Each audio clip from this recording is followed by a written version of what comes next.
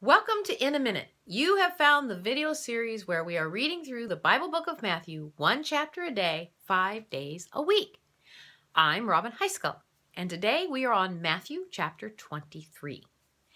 Jesus is compassionate with the hurting, lost, and sick, but we find in Matthew 23 he can't stomach the hypocrisy, pride, and self-serving greed of the so-called religious leaders in Israel of that day.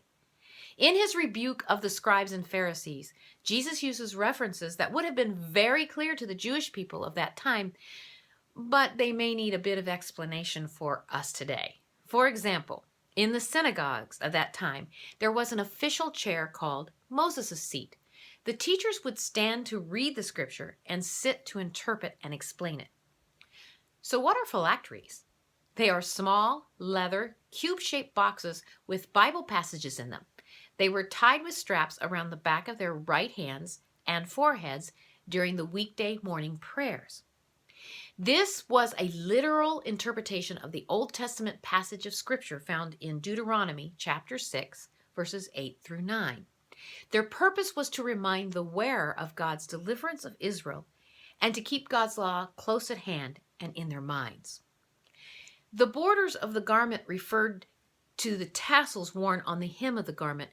That was to remind the Jewish people of the commandments given by God and as a sign that they were dedicated to Him.